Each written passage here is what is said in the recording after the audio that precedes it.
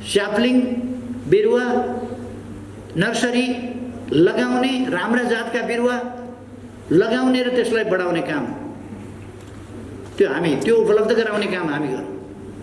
तर किनेर लगेन बिरुवा भने हिफाजत गर्दैन। त्यसकारण मूल्य ठिकै सस्तो गरौँ। अनुदान दिन छ भने मूल्य घटाउने कुरामा अनुदान भनेको मूल्य घटाउने, घटोत्तरी। तपाईले फ्रीमा दिनुभयो भने त्यो बाख्राले खान्छ, त्यो तपाईले दिएको भोट फरकै पर्दैन, किन त्यसको हिफाजतै हुँदैन, त्यसमा बारबेरै हुँदैन। बाख्रा त्यति विद्वान हुँदैन, कुन चाहिँ खाइदिनु हुन्छ कुन चाहिँ खाइदिनु हुँदैन त्यो थाहा पाउँदैन। त्यसले पिरिक्क टुप्पो निमटिदिन्छ। त्यसकारण हामीले अनुदान सही ठाउँमा अनुदानको प्रयोग गर्नुपर्छ।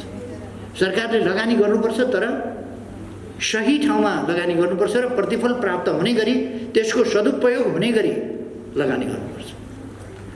हामीले सदुपयोगको सिद्धान्त भनेका छौँ। जमिनको सदुपयोग, हाम्रो जमिन थुप्रो खेर गएको छ, बाँझै बसेको छ, खाली भएको छ, दुरुपयोग भएको छ अथवा यत्तिकै बसेको छ। अरू देशमा बाटाका छेउ हुने बित्तिकै व्यवस्थित ढङ्गले फुल बगैँचा लगाउँछ। कमसेकम हाम्रो किसानले व्यवस्थित फुल बगैँचा नहोस्, त्यसमा माली हामी नराखौँ। सयपत्रीका बिरुवा रोपिदिए हुन्छ, बिउ छरिदिए हुन्छ, त्यहाँ ढकमटक्क फल्छ, दसैँ तिहारमा बेचिदियो भने हुन्छ नि बजार लगेर। सबैले लगाएको हुँदैन, फुल त चाहिन्छ मान्छेलाई, त्यो बिक्री हुन्छ। बाटाको छेउ कसैले दाबी पनि गर्दैन। बाटाका छेउहरूमा मेवाहरू, केराहरू आदि लगाउन सकिन्छ। त्यस्ता अनेक कुराहरू, खुर्सानी लगाउन सकिन्छ। बाटाका छेउका खाली जमिनमा खुर्सानी लगाइदियो भने तपाईँको जमिन पनि बिग्रिँदैन, केही पनि बिग्रिँदैन, केही नोक्सान गर्दैन त्यसले। त्यो खुर्सानी फल्छ। त्यहाँ नजिक बस्ने किसानले त्यसलाई कारोबार गरोस्, बेचोस्, आम्दानी त भयो उसको। उसले छोराछोरीलाई केही राम्रै गरिदिन सक्छ, केही जुत्ता किनिदिन सक्छ, केही गर्न सक्छ, अथवा सानोतिनो काम गर्न सक्छ, केही त गर्न सक्छ। त्यसो त हामीले उत्पादनमुखी प्रवृत्ति, त्यो प्रवृत्ति विकास गर्न जरुरी छ। पोलिटिकल पार्टीहरूलाई म आग्रह गर्न चाहन्छु, यो सरकारी कर्मचारीहरूको मात्रै काम होइन। पोलिटिकल पार्टीहरू, किसान सङ्गठनहरू छन्, खाद्य सम्प्रभुताको कुरा हामी गरिरहेका छौँ। इन्टरनेसनल गोष्ठी सेमिनार्स अनेकमा भाग लिइरहेका छौँ, खाद्य सम्प्रभुताका कुरा गर्छौँ। तर खाद्य सम्प्रभुताको बृहत्तर र वास्तविक अर्थ खालि खाना पाउनुपर्छ भन्ने मात्रै होइन, त्यो एउटा बेसिक कुरा त छँदैछ। त्यसबाहेक वैयक्तिकदेखि लिएर राष्ट्रको आफ्नो रोयल्टीदेखि लिएर आफ्नो त्यो स्वामित्व स्थापित गर्ने कुरा, हाम्रा ट्रेडिसनल उत्पादनहरूको, ट्रेडिसनल चिजहरूको त्यसको स्वामित्व दाबी गर्ने कुरा देखि लिएर थुप्रो क्षेत्रहरू छन् जहाँ हामीले काम गर्नु छ। हाम्रो युवा जगतको मनोविज्ञान, श्रमलाई माया गरौँ भनेर मात्रै हुँदैन। एकपल्ट उसलाई हामीले एक बाली बिरुवा लगाउनेसम्म पुर्यायौँ भने, एउटा कुनै युवालाई आधुनिक ढङ्गले खेती गर्ने, बिरुवा लगाउने, बिउ माटो पनि रोप्ने ठाउँमा पुर्यायो भने र त्यो रोपेर उसले रोपेको बिरुवा उम्रिएको त्यो युवाले देख्यो भने, त्यो किसानले देख्यो भने, त्यसपछि त्यो छोड्न सक्दैन।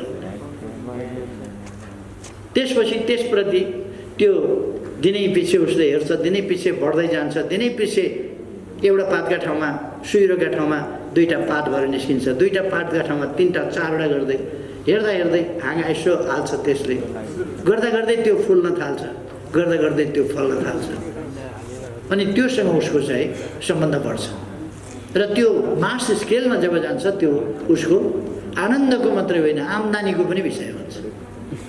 जब आनन्द र आम्दानीको दुईटै विषय को सङ्गम हुन्छ त्यसपछि ऊ त्यसबाट डिट्याच हुनै सक्दैन। त्यसकारण हामीले यो प्रवृत्तितर्फ हामीले विकास गरेर लिएर जानुपर्छ।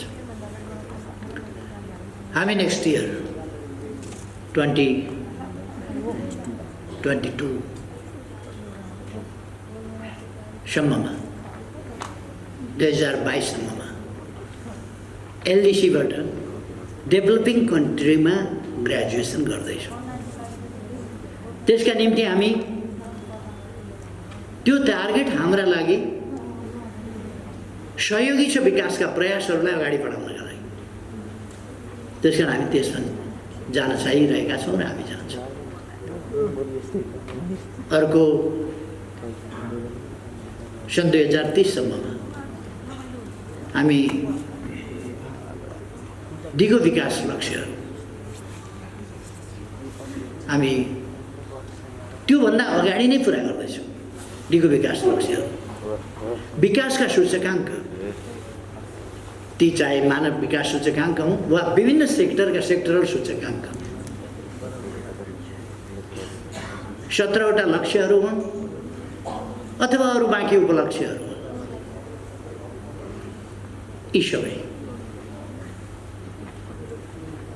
यी सबै हामी पुरा गर्न सक्छौँ र हामी यस दिशामा पनि तीव्र गतिले अगाडि बढिरहेका छौँ र दुनियाँ आश्चर्यचकित भइरहेको छ।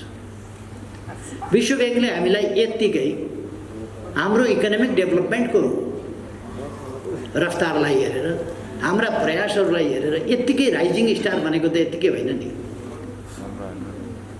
इकोनोमिक डेभलपमेन्टका प्रयासहरूमा, इकोनोमिक डेभलपमेन्टको क्षेत्रमा नेपाल एउटा राइजिङ स्टार हो। यो मेरो भनाइ होइन, वर्ल्ड ब्याङ्क हो। वर्ल्ड ब्याङ्कले हामीलाई त्यसरी रेकग्नाइज गरेको छ। भर्खरै हामीले USAID को भर्सन सुन्यौँ, कति मुक्तकण्ठले हाम्रो प्रशंसा गरेको छ।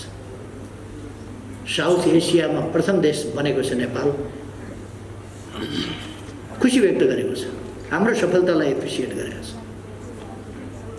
यी कामहरू हामीले गर्नु छ। यी अरूलाई देखाउनका लागि होइन, ती टार्गेटहरू निर्धारण गरेर हामी जाँदाखेरि हामीले पनि टार्गेट त निर्धारण गर्नु पर्थ्यो नै। हाम्रो 15औं पञ्चवर्षीय योजनाको टार्गेट छ, हाम्रो विक्रम सम्वतको सन् 2059 सम्मको 2100 पुग्दासम्मको टार्गेट छ, जसका लागि अब हामीसँग 22 वर्ष मात्रै बाँकी छ।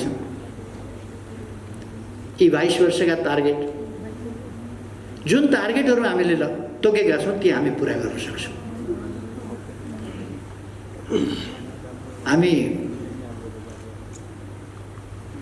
अर्को वर्षबाट डबल डिजिटको आर्थिक वृद्धि दरमा अर्को वर्षबाट प्रवेश गर्छौँ।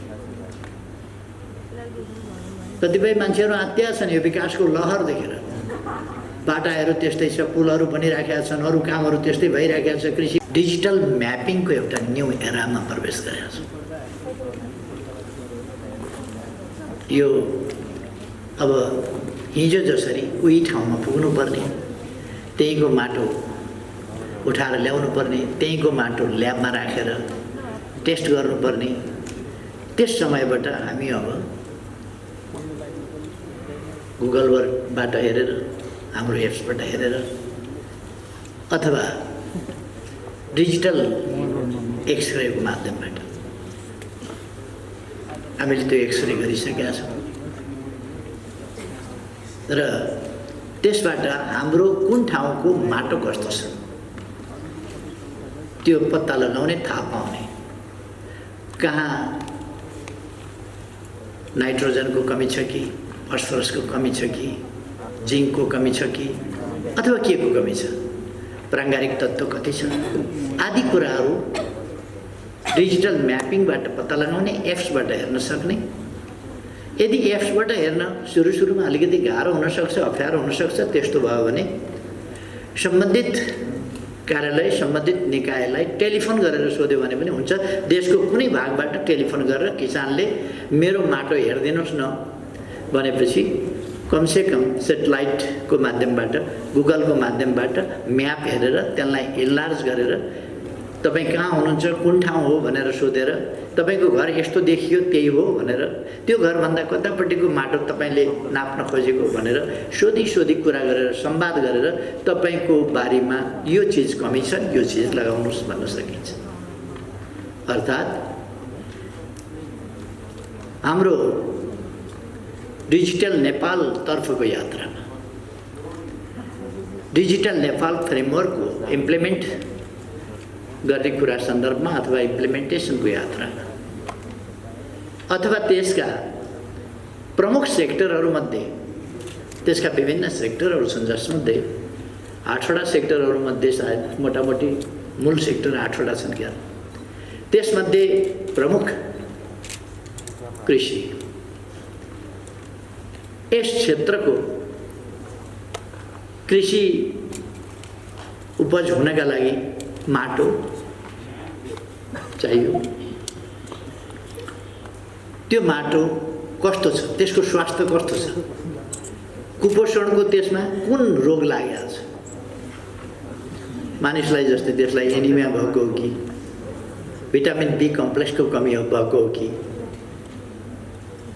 अथवा भिटामिन सी को कमी भएको हो कि भने जस्तै माटोमा के रोग लागेको छ, के को कमी छ, त्यो हामी सजिलोसँग हेर्न बुझ्न सक्छौँ, पत्ता लगाउन सक्छौँ र त्यो कुरा हाम्रा खोज अध्ययन अनुसन्धानमा, हाम्रा उत्पादनहरूमा र किसानहरूले गर्ने साधारण उपजमा पनि यसको वैज्ञानिक प्रयोग स्तरीयता र एक्युरेसीका साथ हामी यो चिज गर्न सक्ने ठाउँमा पुगेका छौँ। र म तपाईहरुलाई मान्य मन्त्रीज्यू लगायत सचिवज्यू लगायत कृषि अध्ययन अनुसन्धान परिषद लगायत यसका डिपार्टमेन्ट र यसमा रिसर्च र अरू कामहरूमा खटेर यस कामलाई सफलताको यस बिन्दुमा पुर्याउन सहयोग गर्नुहुने सबैलाई प्रशंसा गर्न चाहन्छु, बधाई भन्न चाहन्छु यो सफलताका लागि, धन्यवाद भन्न चाहन्छु। तपाईहरुले नेपाललाई यस क्षेत्रमा डिजिटल नेपालको फ्रेमवर्क इम्प्लिमेन्टेसनको क्षेत्रमा अथवा डिजिटल नेपाल निर्माण गर्ने सन्दर्भमा, आधुनिक नेपाल निर्माण गर्ने सन्दर्भमा एउटा महत्त्वपूर्ण उपलब्धि हासिल गरेर नेपाललाई एउटा नयाँ युगमा प्रवेश गराउनु भएको छ। त्यसका लागि तपाईहरुलाई म धेरै धन्यवाद भन्न चाहन्छु। तपाईहरुले नेपाललाई यसरी एउटा आधुनिक नयाँ युगमा मात्रै प्रवेश गराउनु भएको छैन, दक्षिण एसियाको प्रथम राष्ट्र पनि बनाउनु भएको छ। यस मामलामा Nepal is the first nation in the South Asia. Digital mapping, soil mapping, यो सोइल म्यापिङको डिजिटल सोइल म्यापिङ साउथ एसियामा अरू कुनै पनि देशले अहिलेसम्म सम्पन्न गरेका छैन। We are the first. धन्यवाद तपाईहरुलाई जान्छ। म योजना आयोगलाई पनि धन्यवाद भन्न चाहन्छु। यस काममा योजना आयोगको विभिन्न ढङ्गले इन्भल्भमेन्ट छ हुन्छ।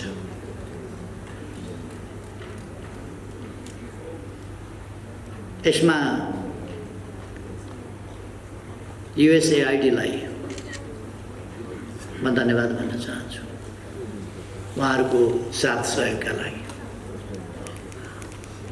हाम्रो युएसएआइडी हाम्रो एउटा भरपर्दो डेभलपमेन्ट पार्टनर। यस सफलताले, यस काममा उहाँहरूको कन्ट्रिब्युसनले यसलाई पुष्टि पनि गरेको छ र मैले उहाँको वक्तव्य सुने, युएसएआइडी को वक्तव्य, त्यसले नेपाल प्रति खुसी व्यक्त गरेको छ यो सफलताको लागि र धन्यवाद भनेको छ, प्रशंसा गरेको छ हाम्रो सफलताको। अर्थात् हामी लगातार अगाडि बढिरहेका छौँ। कृषि सम्बन्धी कार्यक्रम भएको हुनाले कृषिको सम्बन्धमा म 2-4वटा मात्रै शब्द राख्न चाहन्छु। कृषिमा हाम्रो झन्डै 2/3 जनसङ्ख्या यसमा निर्भर छ। तर राष्ट्रिय आयमा यसको योगदानको प्रतिशत कति छ भन्दा 65% जनसङ्ख्या इन्भल्भ भने कन्ट्रिब्युसनको पक्ष कति हो भने 27 कति प्रतिशत छ 27 अबाउट 27% अथवा यो प्रतिशतको तुलना मिलेन। हाम्रो पोलिसी के हो भने कृषिमा निर्भर जनसङ्ख्याको प्रतिशत घटाउने, कृषि क्षेत्रबाट मानिस पलायन भए भनेर चिन्ता नगर्नुहोस्। हाललाई पलायन भयो भनेर चिन्ता गर्नु परेको छ, किनभने कृषि मोडर्नाइज छैन, मेसिनीकरण छैन, व्यावसायिकीकरण छैन।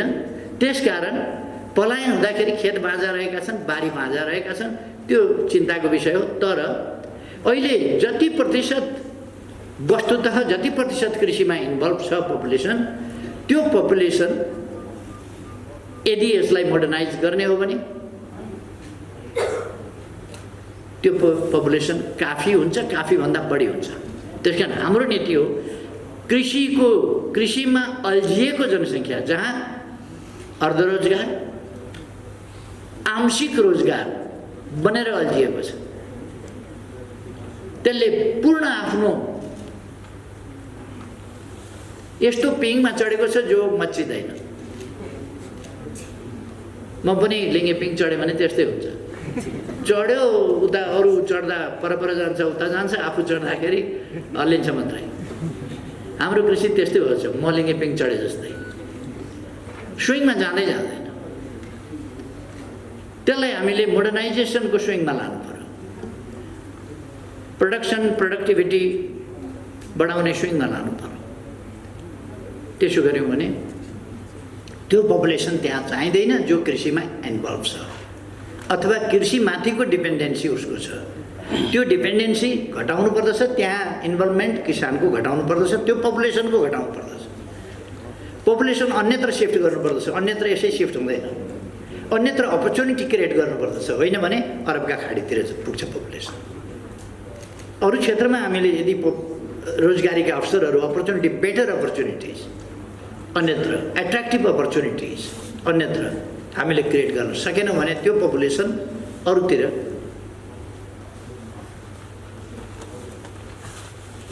ड्रेनिङ हुन्छ, त्यो अन्ततिर बगेर जान्छ। त्यसर्थ हामीले उपयुक्त ढङ्गले त्यो पपुलेसनलाई बढी प्रोडक्टिभ र आवश्यक फिल्डमा सिफ्ट गर्ने, एग्रिकल्चरको मोडर्नाइजेसनद्वारा पपुलेसनको अत्यधिक पपुलेसनको इन्गेजमेन्टलाई घटाइदिने, अर्ध वा आंशिक बेरोजगारी अथवा झन्डै पूर्ण बेरोजगारीको स्थितिबाट पूर्ण रोजगारीको स्थिति र प्रतिफल दिने खालको स्थितिमा रहेको पपुलेसनलाई या राख्ने, त्यहाँ पपुलेसनलाई त्यसरी सदुपयोग गर्ने पपुलेसनको, र उता इन्भल्भमेन्ट कृषितर्फको संलग्नतामा अल्झिएको पपुलेसन घटाइदिने, तर कृषि उत्पादन बढाइदिने र राष्ट्रिय आयमा 27% होइन, यसको प्रतिशत वृद्धि गर्ने, यसको योगदानको प्रतिशत वृद्धि गर्ने, योगदानको प्रतिशत वृद्धि गर्न सकिन्छ।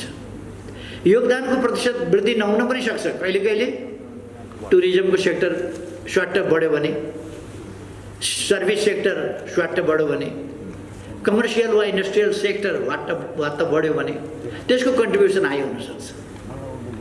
अथवा आइटीका सेक्टरहरू, अरू सेक्टरहरू, आर्टिफिसियल इन्टेलिजेन्सका सेक्टरहरू, तिनीहरू वात्त बढेर ती सक्सेसफुल्ली अगाडि बढ्यो भने, हाम्रो जस्तो टुरिज्मका लागि प्रचुर सम्भावना भएको देशमा टुरिज्म वात्त बढ्यो भने यसको कन्ट्रिब्युसन धेरै माथि प्रतिशतमा नजान सक्छ, किनभने यसको उत्पादन कम भएर होइन, उत्पादन र उत्पादकत्व धेरै बढेको हुन्छ। तर पनि कन्ट्रिब्युसन चाहिँ अरू क्षेत्रको कन्ट्रिब्युसनले यसलाई 5 फिटको उचाइलाई त 6 फिटको उचाइ भयो भने होचो बनाइदिन्छ नि त। त्यस्तै कृषि क्षेत्रको कन्ट्रिब्युसन अरू क्षेत्रले होचो बनाएर केही छैन, तर प्रोडक्सन चाहिँ, प्रोडक्टिभिटी चाहिँ यसको बढ्न पर्यो। हाम्रो ध्यान प्रोडक्सन र प्रोडक्टिभिटी बढाउने। जहाँसम्म मार्केटको कुरा छ, एक डोको टमाटर, एक डोको भन्टा, एक डोको चिप्ले भिन्डी फलाएर, एक डोको घिरौँला फलाएर मार्केट पाइन भन्नु बेकार छ। पर्खिराखेका छ नि, यत्रो अरब कन्ट्रिजले त पर्खिराखेका छन् नि, सब्जी चाहियो, ताजा सब्जी चाहियो, अर्ग्यानिक सब्जी चाहियो, पर्खिराखेका छन्। तर तपाईँ एक डोको के बोकेर पुर्याउनुहुन्छ त्यहाँ? त्यो त पुर्याउनै सक्नुहुन्न तपाईँ। त्यसकारण यदि तपाईँले ठुलो मात्राको प्रोडक्सन गर्नुभयो भने त सरकारले त्यहाँ बाटो पनि पुर्याउनु पर्छ नि। अब ट्रान्सपोर्टेसनको ठुलो समस्या छैन नेपालमा। एउटा मात्रै सदरमुकाम, हुम्लाको सदरमुकाम सिमीकोट एउटा जोड्न बाँकी छ, त्यो पनि 2 किलोमिटर जति चट्टानको पुरा हो। कमिङ फिस्कल इयरसम्ममा हामी त्यसलाई जोडिसक्छौँ र सबै जिल्लाहरू पिच बाटोले जोडिने स्थिति बन्छ अथवा सडक सञ्जालसँग जोडिन्छ। हवाई सञ्जाल र सडक सञ्जाल गर्ने हो भने सबै ठाउँ जोडिया छ, तर हवाई सञ्जालले मार्केट प्राप्त गर्न गाह्रो हुन्छ, त्यो पर्याप्त हुँदैन। त्यसकारण सडक सञ्जालले हामीले जोड्नुपर्छ जिल्लाहरूलाई, गाउँपालिकाहरूलाई। पालिकाका सदरमुकामहरू जोड्ने हामीले अभियानै चलाएका छौँ। पालिकाका सदरमुकामहरू हाइवेबाट या मूल सडकबाट पालिकाका सदरमुकामहरू जोड्ने पक्की बाटो निर्माण गर्ने आयोजना यस वर्ष अझ तीव्र गतिका साथ हामीले चलाएका छौँ र यो आर्थिक वर्षभरिमा केही मात्रै पालिका सदरमुकामहरू पिच बाटोबाट जोडिन बाँकी रहन्छन्, अरू जोडिसक्छौँ। हामी हिँड्दै जाउँ जहाँ पुगिएला भनेर सरकार चलाइराखेका छैन। हामी गन्तव्य तोक्छौँ, यहाँ पुग्ने, त्यहाँ कुन बाटोबाट कसरी जाने त्यो बाटो र विभिन्न लक्ष्यहरू तोक्छौँ। विभिन्न लक्ष्यहरू कुन कुन क्षेत्रका के लक्ष्यहरू राख्नुपर्छ। कृषि क्षेत्रको मोडर्नाइजेसन, कृषि क्षेत्रको उत्पादकत्व वृद्धिको, कृषि क्षेत्रमा आत्मनिर्भरताको, कृषि आधारित उद्योग व्यवसाय आदि इत्यादि। यहाँ कृषि भन्दाखेरि मान्छेले सानो अर्थमा मात्रै बुझ्छ प्राय। धान चामलको बुझ्छ यसो, धानको, गहुँको, आलुको, सब्जी तरकारीको, माछा पालन, गौपालन आदिको। त्यो मात्रै होइन, कृषि भनेको त सिल्क उत्पादन पनि हो, कृषि भनेको ऊन उत्पादन पनि हो, कृषि भनेको कपास उत्पादन पनि हो, कृषि भनेको कपास हो, धागो हो, कपडा हो, लुगा हो। कृषि नै हो त्यो भने, कृषिबाटै भने ती उद्योगहरू सुरु हुन्छ। त्यसकारण हामीले त्यस्ता औद्योगिक उत्पादन, त्यो पछि गएर चाहिँ उद्योगसँग सम्बन्धित हुन्छ, अरू कुराहरूसँग सम्बन्धित हुन्छ। गार्मेन्ट एउटा इन्डस्ट्रीको रूपमा हुन्छ, तर त्यो गार्मेन्टको सुरु कहाँबाट हुन्छ भन्दा एग्रिकल्चरबाट हुन्छ। त्यसकारण एग्रिकल्चर टु इन्डस्ट्री, हामीले त्यस बाटोबाट हरेक क्षेत्र, जुत्ता एग्रिकल्चरबाट सुरु हुन्छ, पेटी एग्रिकल्चरबाट सुरु हुन्छ, कपडा एग्रिकल्चरबाट, ऊन, गलैँचा, कार्पेट, पश्मिना, यी सबै, ड्राई फ्रुट्स, जुसेस, विभिन्न प्रकारका जुस कृषिबाटै सुरु हुन्छ। अनि विभिन्न प्रकारका कृषिसँग सम्बन्धित फ्याक्ट्रीहरू, कृषिसँग सम्बन्धित फ्याक्ट्रीहरू, अरू फ्याक्ट्रीहरू हामी लगाउँदै जान सक्छौँ। कृषि उपजलाई प्रशोधन गर्ने फ्याक्ट्रीहरू लगाउन सक्छौँ, फलफुल प्रशोधनका लगाउन सक्छौँ। अघि अलिकति कुरा आएको थियो, कृषिमा हामी यथार्थमा खाद्यान्नमा, खाद्य बालीमा, खाद्य वस्तु, खाद्य पदार्थमा यथार्थमा हामी आत्मनिर्भर छौँ, भइसकेका छौँ यथार्थमा। तर हामीलाई लामा सिता भएको चामल चाहिन्छ। लामा सिता भएका चामल यसो पाहुना पासा आउँदा पनि देखाउँदाखेरि अलिकति हरिया टमाटर पनि हालेर अलिकति जिरा पनि हालेर लामा सिता भएको पातलो चामल भयो भने अलिकति सानो बढे जस्तो लाग्ने, त्यो भात होइन अलिकति भुसामा परिणत भए जस्तो लाग्ने, खाने होइन जिउनार गरे जस्तो लाग्ने, पानी बिग्रिया छ। त्यो सानो मसिनो लामो चामल भनेको रियल चामलै होइन, त्यही मोटो चामललाई एउटा प्रविधिबाट पेलेर लामो बनाइदिन्छ अनि हामी गजब मसिनो चामल किनेर खान्छौँ। धोका हो सबै। पुरानो थोत्रो चामल जुन आउँछ नि विभिन्न ब्रान्ड सबै धोका हो। थोत्रो पुरानो चामल शास्त्रमा के भन्छ? पहिलो वर्षको अन्न